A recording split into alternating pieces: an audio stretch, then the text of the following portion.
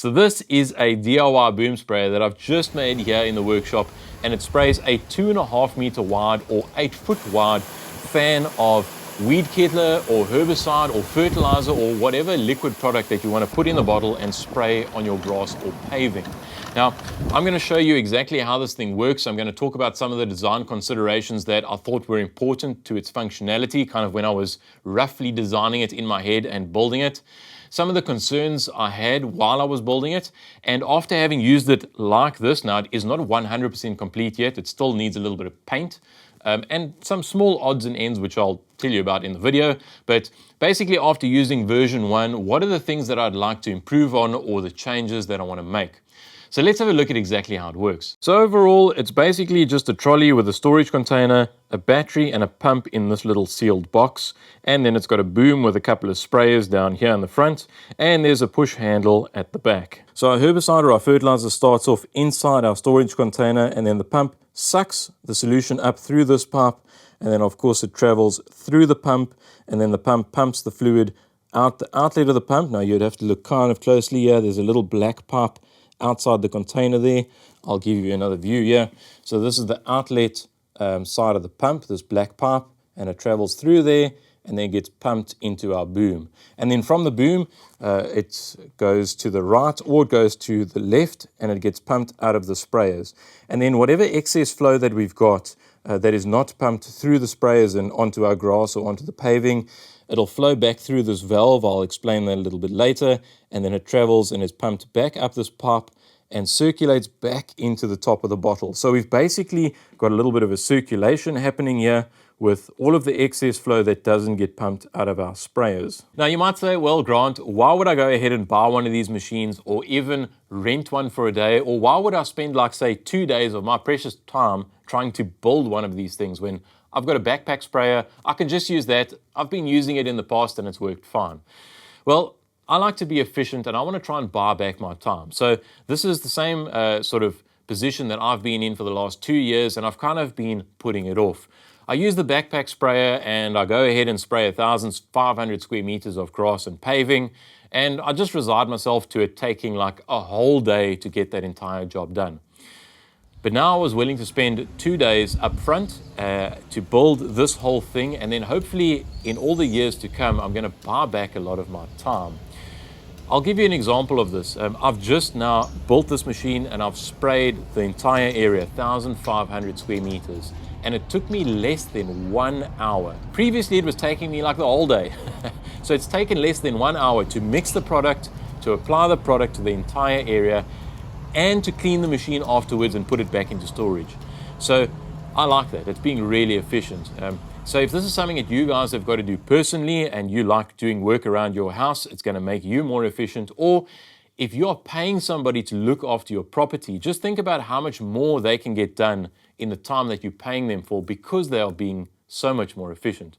And well, this is, in my book, something to think about. So let's talk about some of the design considerations. Now, of course, this is a boom sprayer, as I mentioned, and the whole goal of this thing is to spray a nice wide area at one go, 2.5 meters wide or about 8 feet wide.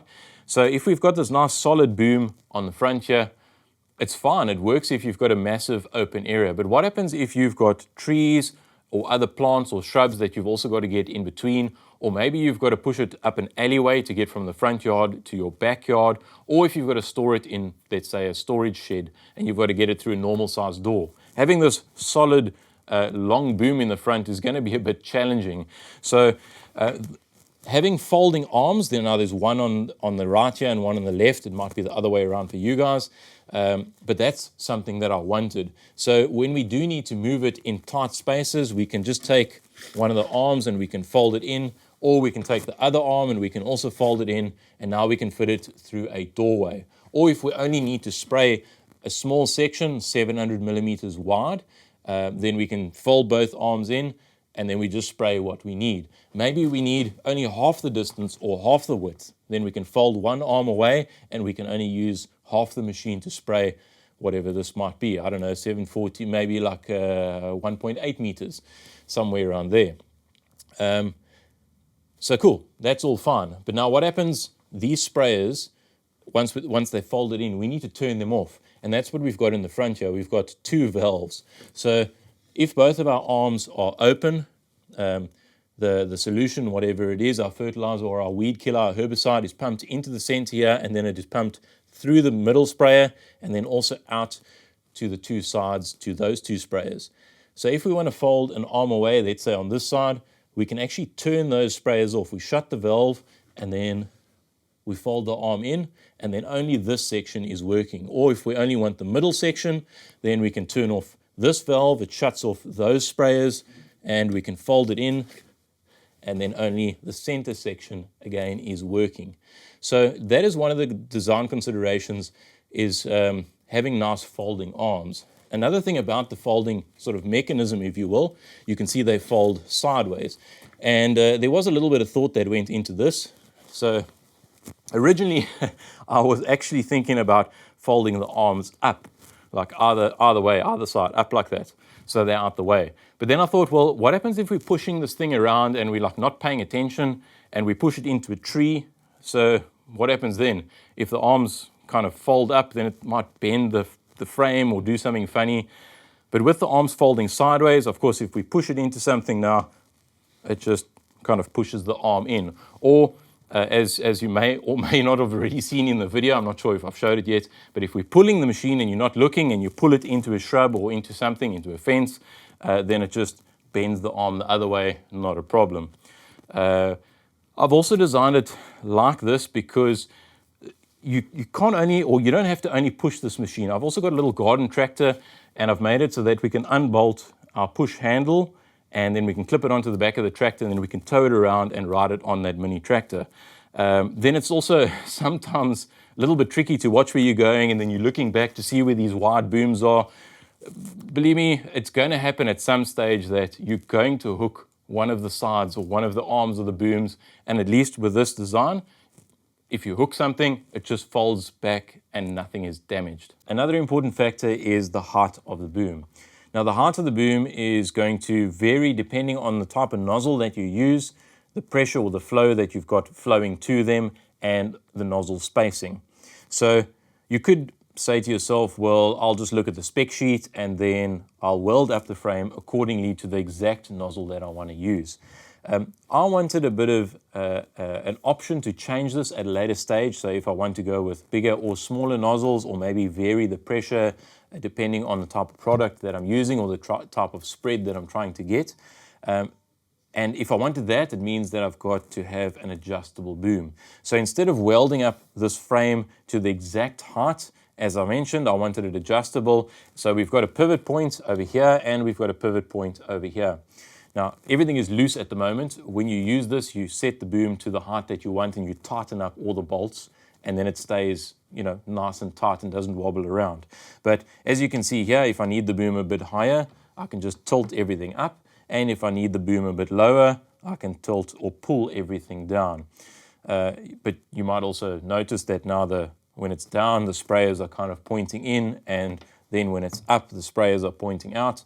Well, you've also got a pivot point over here. So if you put it very high, then you can just tilt the boom down so the sprayers are still spraying straight down towards the ground. And if you make them really low, then you actually just kind of rotate the boom out like that. Okay, we can see our pipe needs to be pulled a little bit here, but we rotate the boom out. So with the boom very low, the sprayers are still spraying directly towards the ground. So it gives us a nice bit of flexibility and adjustability.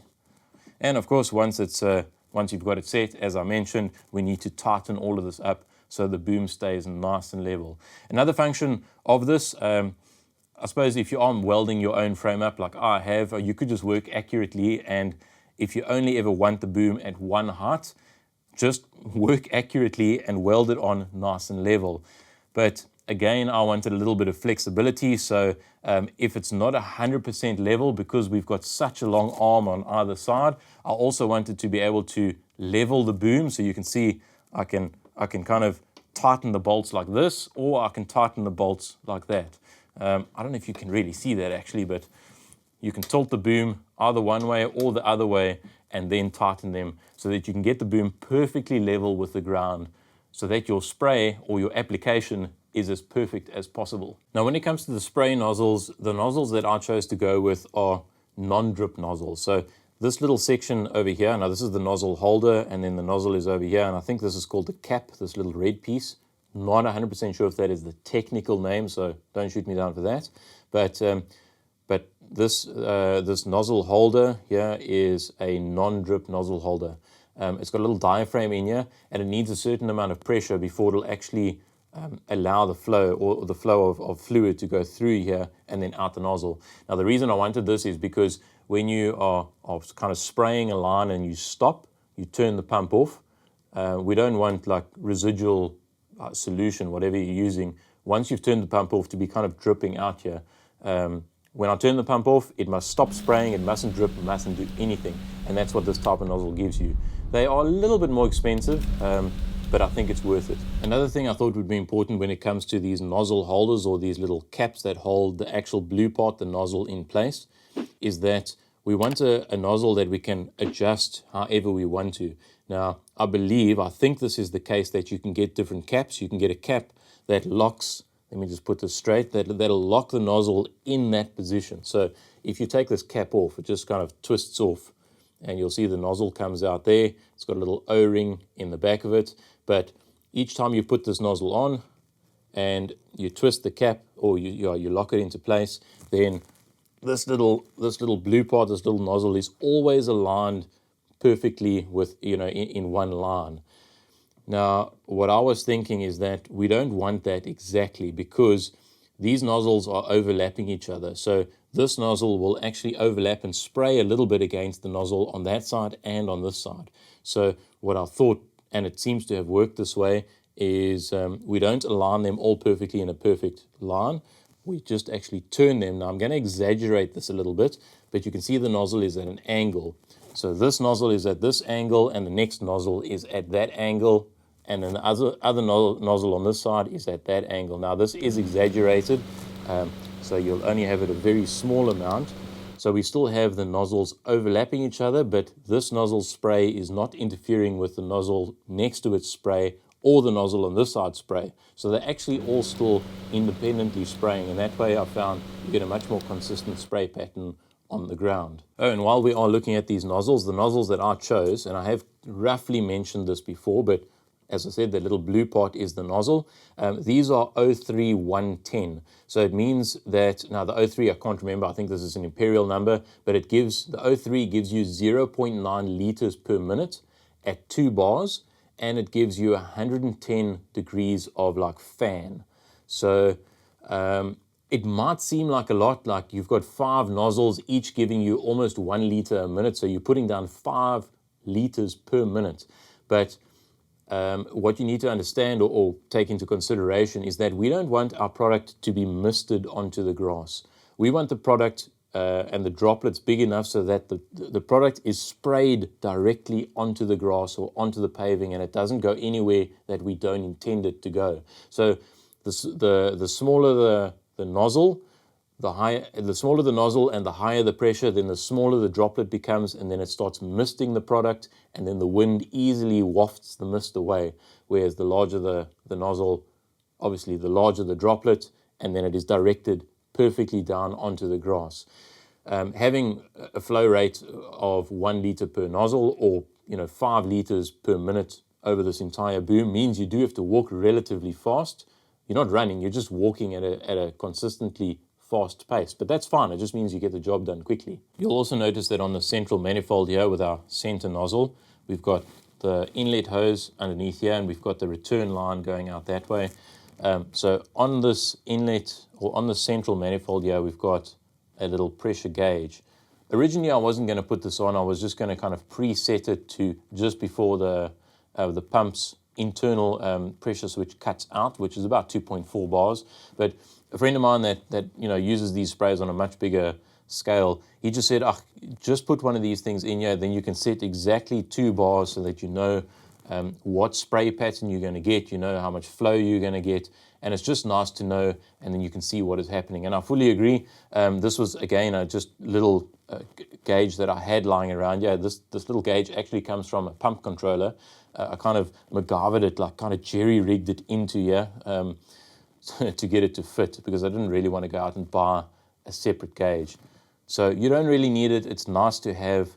And, you know, if you're really going to put one in, and you want an easy kind of off-the-shelf solution, if you will, in the return line, you could put another T in this section over here, and then you could face your gauge out that way, and you kind of screw the whole lot together, and then you don't have to jerry-rig anything. It just all fits together like little Legos. So while this did work pretty well for our first test with 5 sprayers spraying and then our valve controlling the flow back into our tank, it worked fine. Absolutely no problem at all. Maintained a nice 2 bars of pressure. Everything was really constant.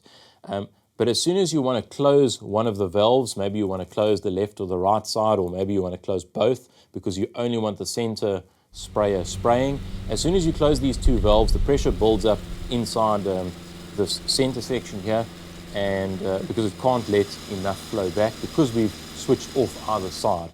So then you've got to actually come here and you've got to look at the pressure valve, the pressure gauge in the front here, and you've got to readjust this little valve to get the pressure constantly back at 2 bars so that you've got a nice spray.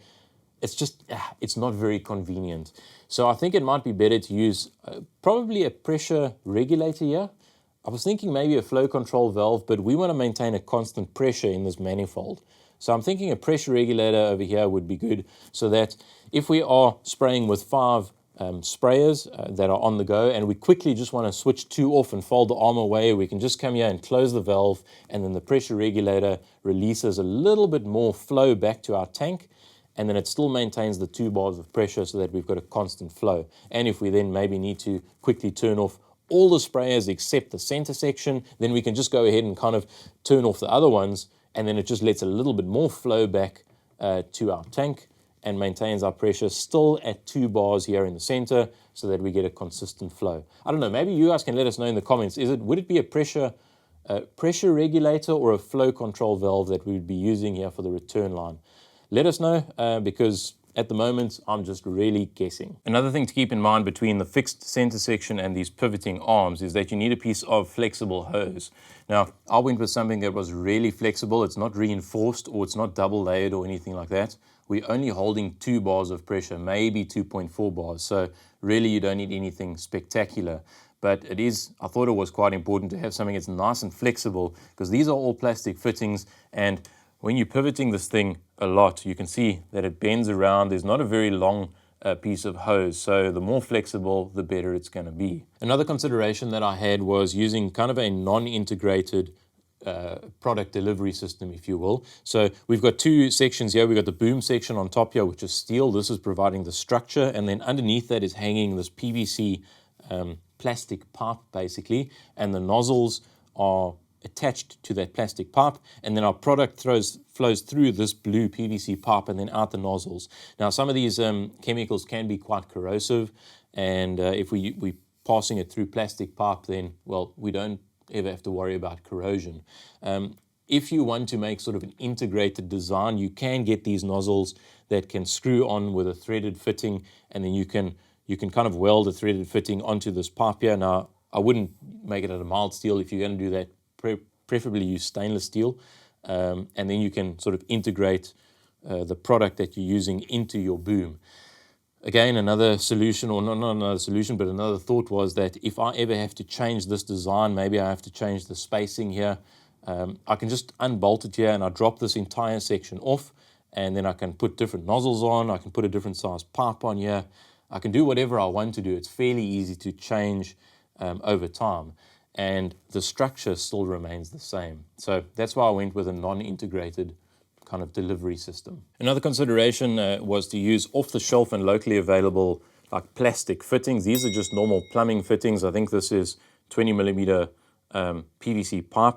Of course, you need to get the correct size pipe to match the nozzle holder, but that will be available generally from the person that, or the people, the hardware shop that you buy the nozzle holder from. But all of these fittings are just half-inch plastic fittings. They're pretty cheap things, locally available at pretty much any hardware store. And the reason I wanted this is because if anything breaks or you have to change anything or modify anything in the future, it's always available, it's cheap, and nothing is custom made. Well, other than the steel frame that we've got for our entire unit, but I don't foresee that changing much.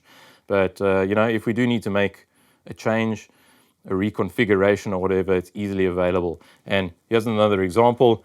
I've got a couple of spare fittings that I thought I would just keep here. There's some T-pieces, there's some barb ends. Here's the plastic sort of, I don't know what you'd call this, like a tank connector. That's to hardwire the fittings, or hardwire the tank fittings into the tank itself, if that's what you wanted to do.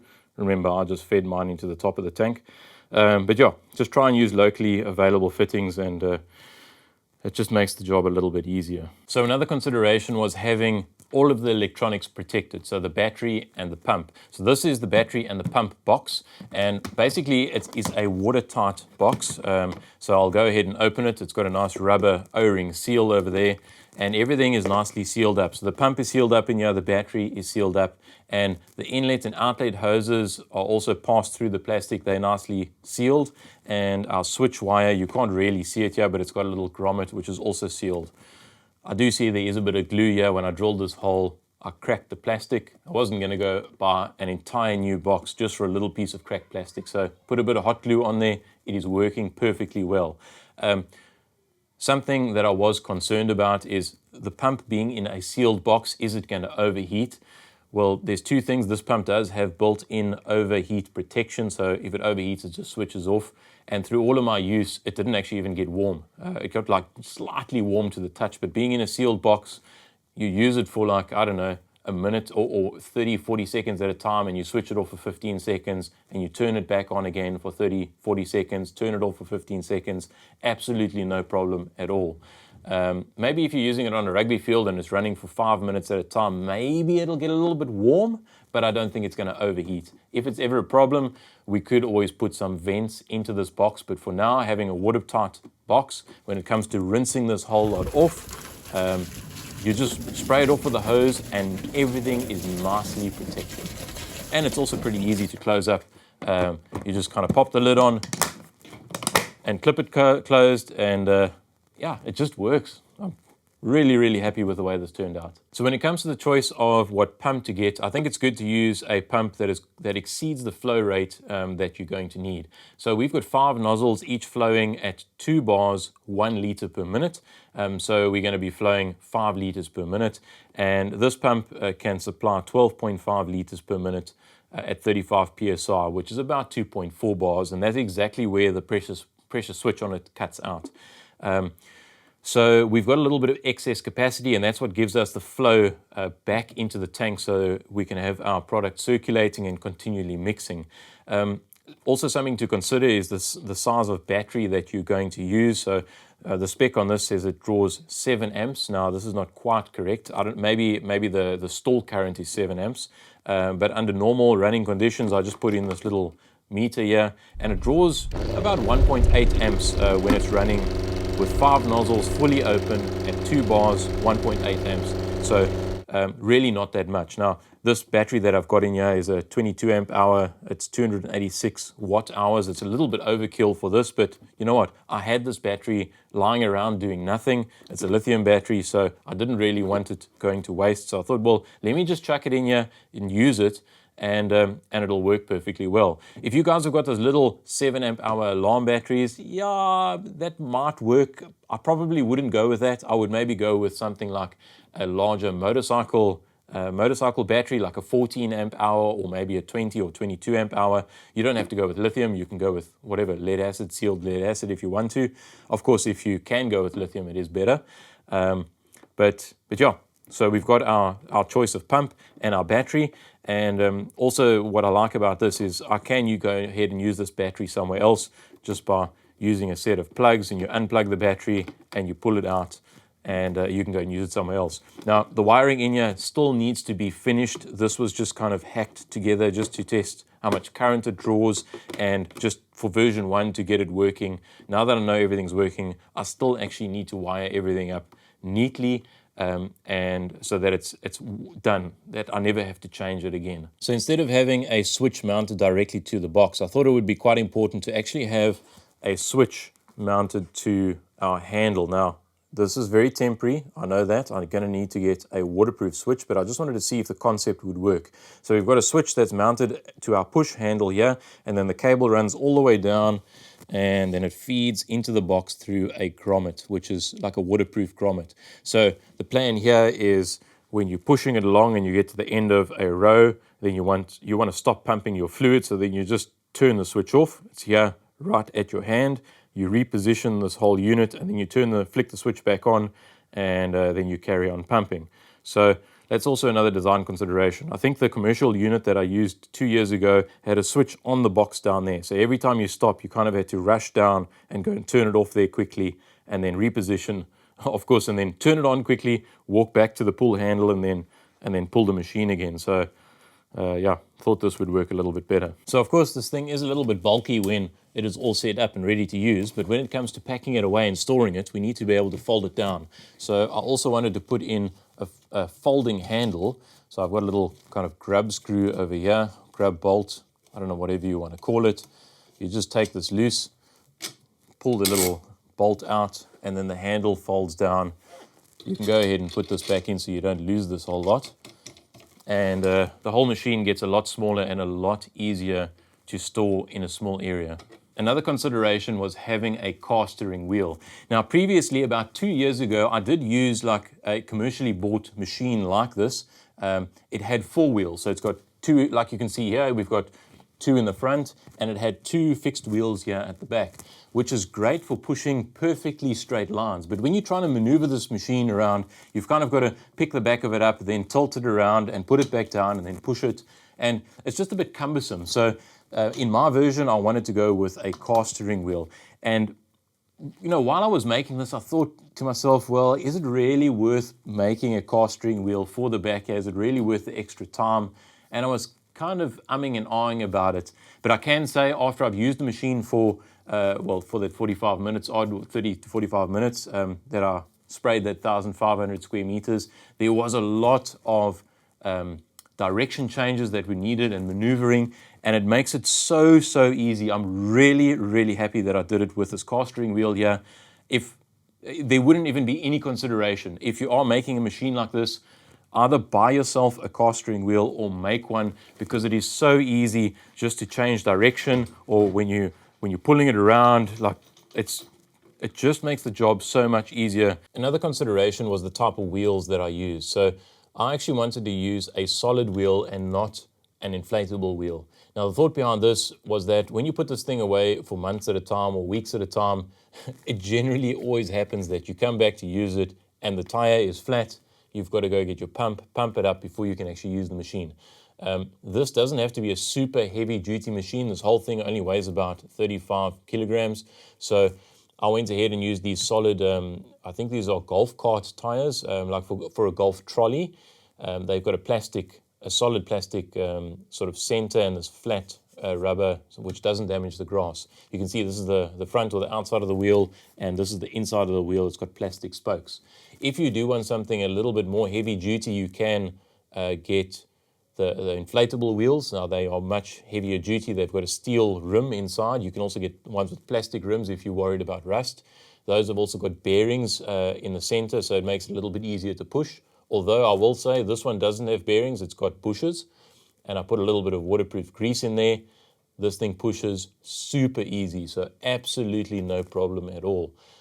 If you do want to go for, again, that heavier duty wheel, you can also get some of those heavier duty industrial ones that are filled with foam. So no chance of getting any punctures or anything, but these were cheap, they were available, so I just went with them, and they're working absolutely perfect. So you might be looking at this and asking yourself, why did I route the suction line and the return line through the opening in our container? Why did I not just like kind of plumb it into the bottom of the container and then it's fixed, and then we don't have all of this rubbish on the top here? Well, I wanted the container to be removable, easily removable, so I've just got it kind of strapped down with this little tie down strap, so you just loosen it quickly and you can pull these lines out. That's the return line, and this is the suction line. You can kind of pull it out, take the strap off, and then you can take the container off so that you can easily clean it, or if we need to put a different product in it. If we don't want to mix certain products or use them in the same container, you can easily take the container off and then just swap it out and throw a new one in. Another consideration is if you know you're only going to use one container, sure, go ahead and put some fittings in the bottom here and then kind of don't screw the container down because then you'll make holes in it, but strap the container down and you can put your inlet and maybe you can put the outlet or the suction line in the bottom and the return line somewhere here in the top. But in my case, for what I wanted, this seems to be working pretty well. One more thing about this container, I already had this 25-litre plastic container, so I didn't actually have to go and buy it, so I thought I would use it. If you have to go and buy one of these things, they are relatively cheap. But if you are going to go and buy one and you know that you're only going to use one container and you want to hard plumb the lines into the bottom, go and look for a container that has already got sort of plumbed lines that are molded into the tank. It makes it a lot easier to use. Also, going with a plastic container, it's chemical resistant, so you shouldn't ever have a problem with using it like this. And I mean, I've used a 25-litre container. With this setup, it uses about 5 litres per minute, so it takes literally just 5 minutes to empty this entire container. So if you want to go with something a little bit bigger, 30, 35, 40 litres, sure, maybe even 50 litres, you could use two 25-litre containers. But just keep in mind that the bigger storage capacity that you have, the heavier the unit is and the more difficult it is to push around. 25 litres over 5 minutes really wasn't a problem. I could do many square meters, probably I think about 500 square meters on 25 litres. Is that correct? Yeah, I think it is about correct. 500 square meters on 25 litres of product mixed in water. And that worked perfectly well. So yeah, just keep that in mind. Another change that I would like to make is that when you are filling this container with water, now I've specifically noticed this with the herbicide that I use. If I put the concentrate in first and then I fill the container with water so it mixes, the herbicide or the solution tends to foam up quite a lot and then the foam all comes out the top here. So I think I might add another filling tube in that kind of goes all the way to the bottom, just like our suction tube goes all the way to the bottom. We'll have a full tube that also goes all the way to the bottom, and then kind of our hose clicks on, so that when we open the tap and the water fills the container, it fills from the bottom, and then the water level just rises. And hopefully that controls the foaming, and then we don't get all of this foam that comes out here as the bottle is filled. This is something that I still need to try in the future, but I'm just kind of thinking that that little additional change might help. Another addition that I would like to make after having used this is that I noticed some of the nozzles got blocked. There we go, 2 bars. Oh, it's not blocked.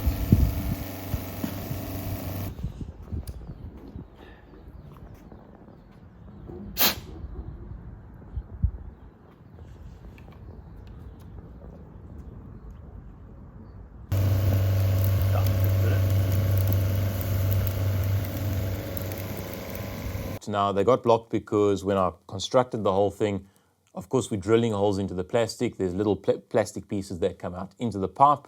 They're bigger than the nozzle, and well, as you use the machine, the first bit of flow comes through. It kind of washes that little piece of plastic out, and then it blocks the nozzle. Once all of those little pieces of plastic were out, I didn't have any other blockages, but this got me thinking. Over time, as we use this, if there is a little bit of sediment or something that gets into the system, then we don't really want these nozzles blocking up all the time.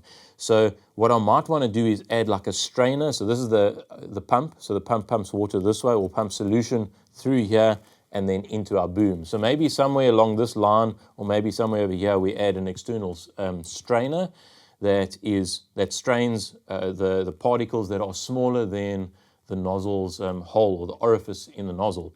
At least that way, then the strainer catches everything. Now, you do also get, it's like I don't have one, unfortunately, to show you. I'll see if I can find a picture. But it's a really small strainer, probably the size of like your fingertip. And it goes inside behind each one of the nozzles. And then that also stops the nozzles from getting blocked. But I'm kind of thinking it might be better to have just one universal strainer that is easy to clean.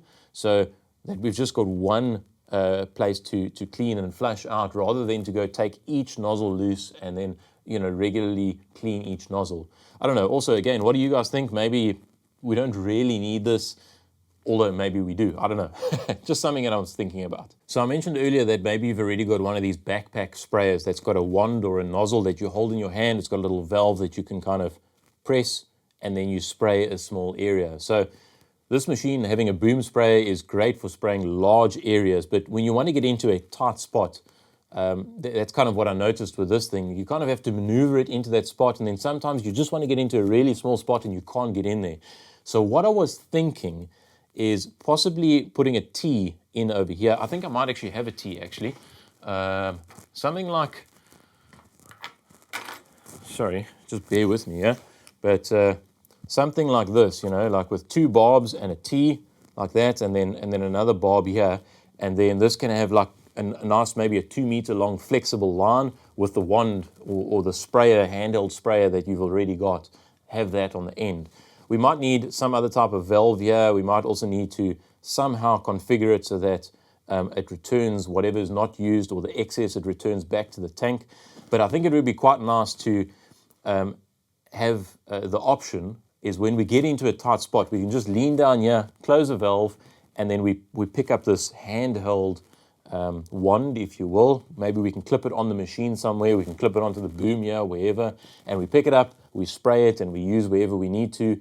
And then we just clip it back on, we open up the valve, and then we carry on with where we were spraying. I don't know. What do you guys think about that? Yeah, what I ended up doing is once I had finished all the large areas, I went back, picked up my other small backpack sprayer, and then just went and touched up the areas that I couldn't get to. So let's quickly talk about some of the concerns that I had. Originally, I was going to put the boom on the castering wheel side, or should I say I'd have this whole lot the other way around. So the castering wheel would be here, and these 2 fixed wheels would be on this side. The worry that I had was that if the castering wheel is at the front, this whole boom section would be like very tilty because there's not much support. So I ended up changing it to the castering wheel at the back and then the 2 fixed wheels on the front here. Very, very happy I did it this way. There's no rocking and rolling. It really does work. I also thought that maybe because I'm going to have this kind of bolt together tilting mechanism here, it might be a little bit flimsy. It is absolutely not flimsy at all. Once it is bolted together, I mean, this whole lot does not flex it flexes a little bit, but it's very minimal. It doesn't affect anything at all. Again, to do with the castering wheel, I was thinking, if you just have you come and look down here, you can see the wheel is running nice and straight. But as you're pushing this thing, are we going to be able to maintain a nice straight line as we push, or as we pull it? Like, I can't even get the wheel around. Oh, there we go. So as we push it, the wheel is on that side, and as we pull it, the wheel is on this side. Are we going to be able to maintain nice straight lines? Again, not a problem at all. It worked super well.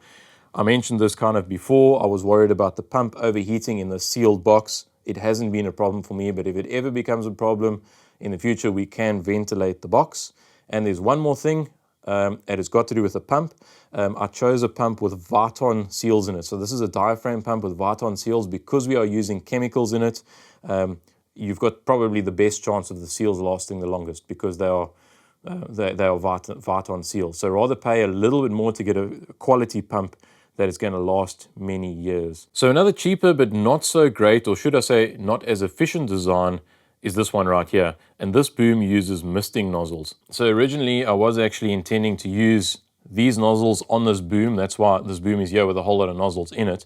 But once I hooked it up, I could actually see that the spray pattern that we get from these misting nozzles is not the correct spray pattern. As the name implies, it's a mist and not a spray.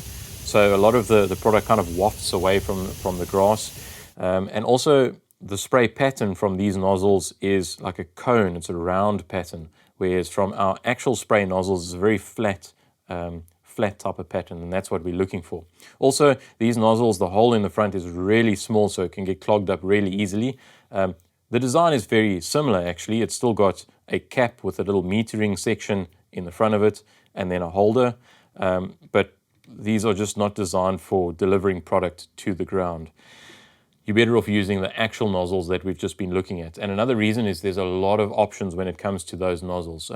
Various nozzles give you different flow rates, different droplet sizes, different spray angles. Some of the tips are even ceramic tips or stainless steel tips, and they last a lot longer than just the the standard plastic or nylon tips. And I believe even some of them aerate the product as it is sprayed out of the tip. Supposedly, it's a more efficient way to deliver the product to the ground. I haven't actually tested that out. It's just what I read up on them. But basically, if you can afford it, they're not that much more expensive. Let's just use the right nozzle for the right job. So as I mentioned, this is version 1 and it is not 100% complete yet. It actually still needs paint. I'm thinking about painting it with a polyurethane paint. And there's still some holes that need to be welded up and closed here so we don't get water, into the inside of the frame and then it rusts out from the inside. That would not be great. And I still need to fix up the wiring here. I need to clean up the wiring inside our battery box there. I need to install a waterproof switch. And that's kind of about it for now. And we'll see how things progress. Maybe I'll make those additions that I talked about, especially with that handheld sprayer. I think that's going to be quite handy. I was thinking about putting the sprayer down there, but maybe there's actually some way to put the handheld sprayer here by the handle and some type of valve that you can, you can pick up the sprayer and actuate the valve here and then spray wherever. I don't know. We'll see how that happens. Maybe we'll talk about that in a later video. Clearly, I think you guys may have noticed this already. This is not a step-by-step how-to guide about how to make this machine. It's more like a guide on these are the things that you need to maybe think about or consider if you are making one of these machines for yourself. That said, if there is going to be a parts list, there isn't a parts list for it at the moment, but if there is ever going to be a parts list, I will leave that information in the description, so go and check that out. And maybe you guys have or haven't noticed yet, but I'm no expert at this. I'm just kind of trying to logically think about it. We throw some stuff together, test it, and see how well it works.